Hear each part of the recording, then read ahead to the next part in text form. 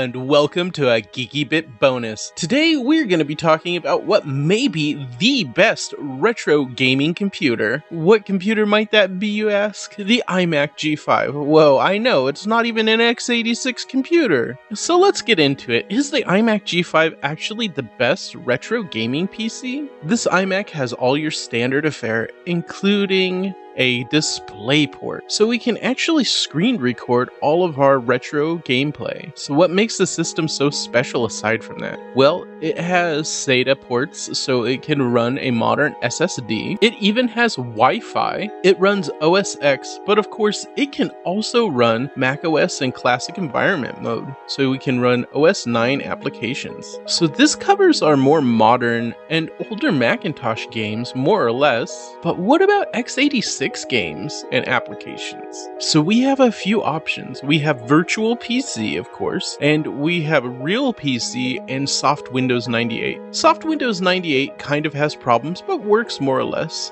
And of course, Virtual PC has a lot of issues, so we're not using that, and it's not that great of a performer. Now, RealPC happens to work amazingly in classic mode on OS X. Let's run this system through its paces and actually see what kind of games for what operating systems and what eras we can play on this system. First, let's start with a classic, Marathon. We're going to use Marathon Infinite, and as you can see here, the game is playing flawlessly in classic mode. Of course, we expect this. It should be able to play classic macOS games as well as modern macOS games, and speaking of more modern macOS games, let's take a look at Zoo Tycoon 2, and the reason we're taking a look at this is this requires 3D functionality, and as you can see, it is playing it flawlessly, and the iMac is able to flex its 3D muscle. So next, let's take a look at some other harder to do things like x86 games. As you can see here, we are playing Quake,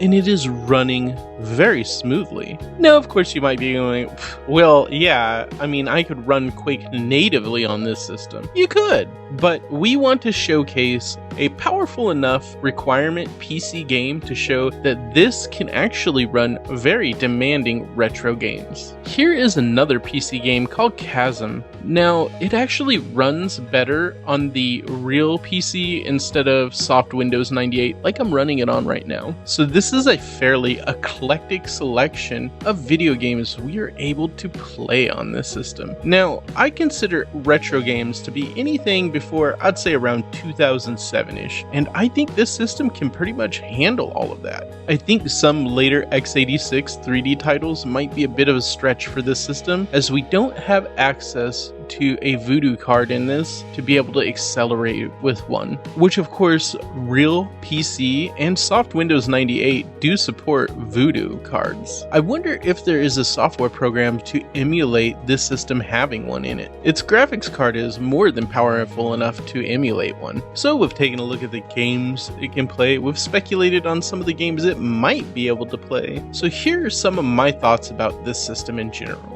Is this the best retro gaming PC? Well, maybe, kind of, probably? It's really hard to say, and it really depends on what era you're going for. Yes, it can play all old DOS games, and it'll probably play them well. Yes, it can play all Mac classic games, and it will probably play them well. And yes, it can play most modern PowerPC OS X games, and it will probably play them pretty well. So here's where we get into a bit of the hurdles this system has. Well, very late 90s and very early 2000 3D titles that are designed for x86 systems might be a little bit of a hurdle for this computer. The only silver lining for this is many of those games were actually ported to classic macOS or macOS X, which this should run fine. Now, there is one glaring issue with this system that definitely cannot be overlooked. Most of these systems were made with subpar subpar capacitors. Several are damaged beyond repair, and some are also damaged to the point where they may look like they don't function, but you have to replace every capacitor in this system, including the ones in the power supply. You cannot leave any capacitor in the system that came with the system. The other issue is a lot of these capacitors are really hard to remove and replace. I would highly recommend using some kind of service, and there are several people out there that will provide a service. And even with that service, the whole system will still be very cheap. And let's get into the cost of this system. Usually you can get these for $5 to $10. Sometimes you might end up paying up to $20, maybe even $50. But as long as it's fully functional at that price, that should be good. And a full recap might cost you $80 to $100 depending upon the person who does the service.